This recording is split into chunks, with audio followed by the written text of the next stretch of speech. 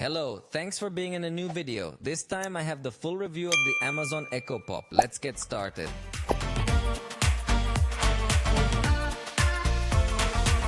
This is the most recent speaker that Amazon has launched, and it is located at a lower price than the Echo Dot of the most recent generation. If you are not very familiar with these Amazon speakers, you should know that they allow you to access Alexa, which is their own voice assistant, and with that they give you a lot of possibilities. To date, the Echo Dot was the most economical model, which is in about 1,399 pesos. Although Amazon still keeps in its catalog the third generation Echo Dot, which shares the same price with the Echo Pop. That's why it gets a little confusing. If you are deciding your purchase between the Echo Pop and the third generation Echo Dot, which cost 999 pesos, I think in both cases you are going to have a very good experience, and in simple terms I would say buy the one that you like more visually, because they are going to have practically the same functions. But let me tell you a little more about the details of the design of this Echo Pop, because unlike the Echo Dot, it does not look like a sphere, but it looks like a sphere but split in half. The design, the truth is that it is very nice, and this will be one of its strongest points because it has a fabric finish on this part and plastic on the rest of the body. However, it comes in several colors available, and that is something that you are not going to be able to choose in the third generation Echo Dot. So not only is this option available in black, but it is also available in lavender, white, and teal.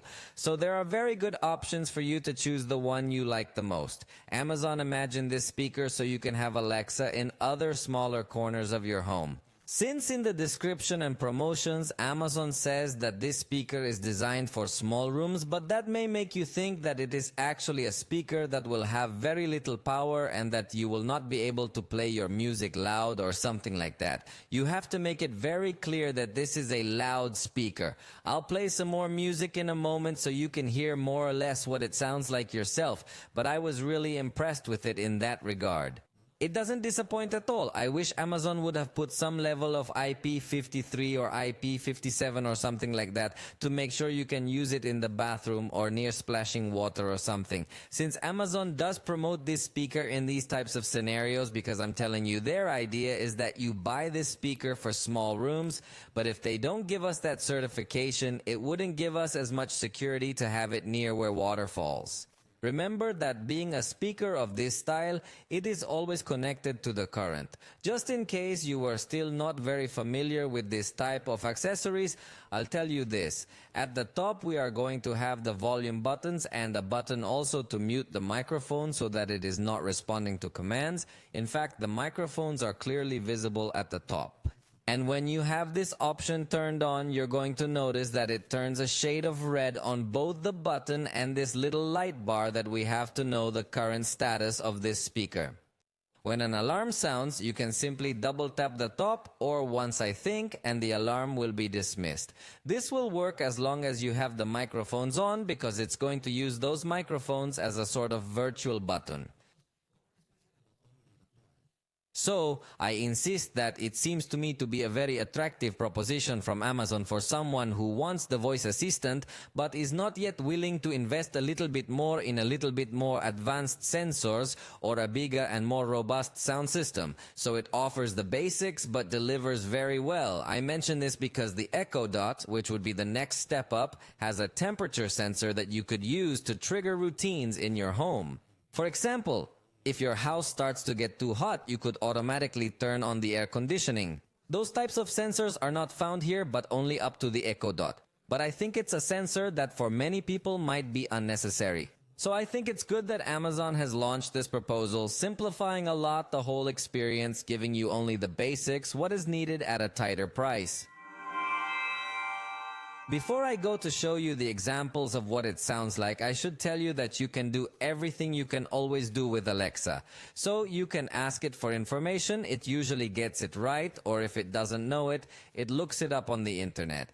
It is a considerably fun assistant, plus they are going to have even more interesting new features coming soon with generative artificial intelligence.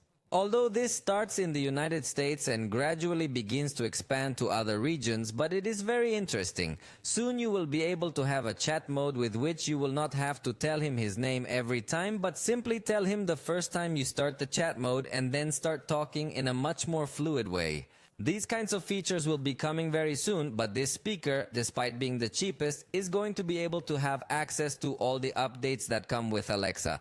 So I think that's great. Something that can be very useful in the home always is to ask it for timers, alarms, reminders, to create an event in your calendar because it can connect to your Google, Apple, or Microsoft calendars. And since I mentioned the house, of course you can use it to turn on your lights, turn on the air conditioning and the like, as long as you have everything already set up in the Alexa app. I should say that this setup process is going to depend a lot on each brand. There are devices that already have the stamp that they are compatible with Alexa, and you just plug them in and the Alexa app detects them right away. That's the easiest and most convenient experience, since even the speaker is able to tell you, I just detected that you connected a new device. Do you want me to add it? But not with all devices. The experience is that simple. There are other brands where you need to first register that product on their own app and then connect it to the Alexa app. So it will depend a ton on the brands, the products you want to buy, the complexity of setting up your whole system. But you can get to turn on the lights, close the curtains, turn on your coffee maker, or pretty much anything you want.